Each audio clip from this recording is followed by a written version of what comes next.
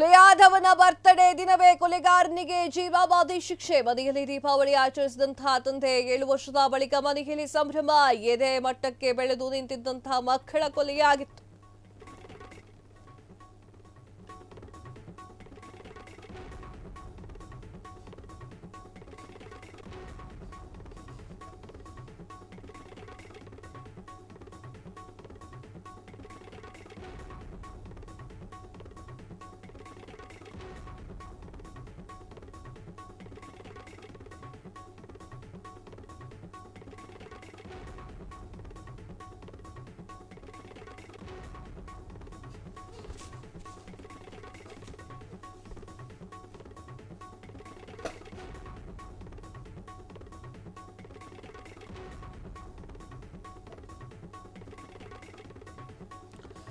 ಕೊಲೆಯಾದವನ birthday ದಿನವೇ ಕೊಲೆಗಾರನಿಗೆ ಜೀವಾವಧಿ ಶಿಕ್ಷೆ. ಮನೆಯಲ್ಲಿ ದೀಪಾವಳಿ ಆಚರಿಸಿದಂತಹ ತಂದೆ 7 ವರ್ಷದ ಬಳಿಕ ಮನೆಯಲ್ಲಿ ಸಂಭ್ರಮವೋ ಸಂಭ್ರಮ. ಇದೇ ಮಟ್ಟಕ್ಕೆ ಬೆಳೆದು ನಿಂತಹ ಮಕ್ಕಳು ಕೊಲೆಯಾದ್ರೆ ಆ ಪೋಷಕರ ಪಾಡು ಹೇಗಿರಬೇಡ.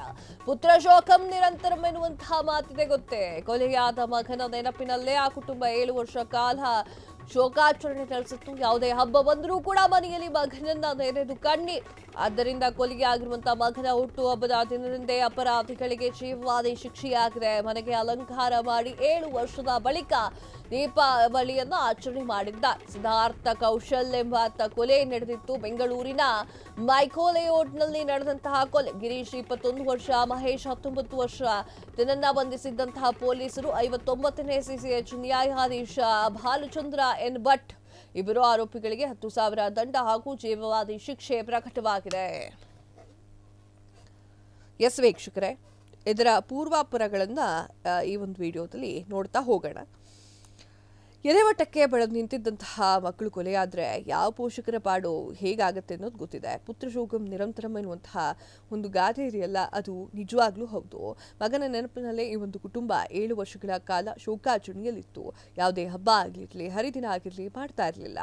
ಆ ಒಂದು ಹಬ್ಬಗಳಲ್ಲಿ ಮಗನನ್ನ ನೆನೆದು ಕಣ್ಣೀರನ್ನ ಹಾಕ್ತಾ ಇದ್ರು. ಇದರಿಂದ ಕೊಲೆಯಾಗಿರುವಂತಹ ಮಗನ ಹುಟ್ಟುಹಬ್ಬದಿಂದ ಅಪರಾಧಿಗಳಿಗೆ ಜೀವಾವಧಿ ಶಿಕ್ಷೆ ಪ್ರಕಟವಾಗಿದೆ.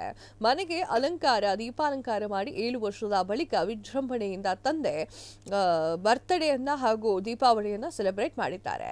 ಏನು ಕತೆ, ಎಲ್ಲಿಂದ ಇದು ಅಂತ ನೋಡೋದಾದ್ರೆ, ಇಂಜಿನಿಯರಿಂಗ್ ಮುಗಿಸಿ ಬೆಂಗಳೂರಿಗೆ ಕೆಲಸವನ್ನ ಅರಸಿ ಬಂದಿದ್ದಂತಹ ಬಿಹಾರದ ಪಾಟ್ನಾ ಹುಡುಗ ಸಿದ್ಧಾರ್ಥ್ ಕೌಶಲ್.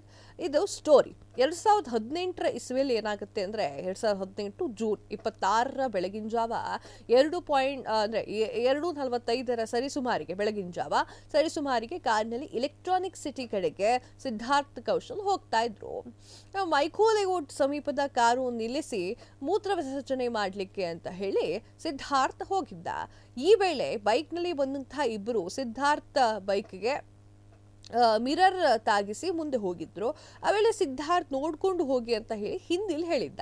ಇದರಿಂದ ಉಂಟಾಗಿರುವಂತಹ ಜಗಳ ತಾರಕಕ್ಕೇರಿ ಈ ನನ್ನ ಮಕ್ಕಳ ಗಾಂಚಲಿ ಜಾಸ್ತಿ ಆಯ್ತು, ಇವರನ್ನ ಸುಮ್ಮನೆ ಬಿಡಬಾರ್ದು ಅಂತ ಹೇಳಿ ದೊಣ್ಣೆಯಿಂದ ಸಿದ್ಧಾರ್ಥ್ ತಲೆಗೆ ಹೊಡೆದು ಪರಾರಿಯಾಗಿದ್ರು. 2018 ಜೂನ್ನಲ್ಲಿ ಸಿದ್ಧಾರ್ಥ್ ಚಿಕಿತ್ಸೆ ಫಲಿಸದೆ ಸಾವನ್ನಪ್ಪಿದ್ದ. ಬೆಂಗಳೂರಿನ ಮೈಕೋ ಲೇಔಟ್ ಪೊಲೀಸರು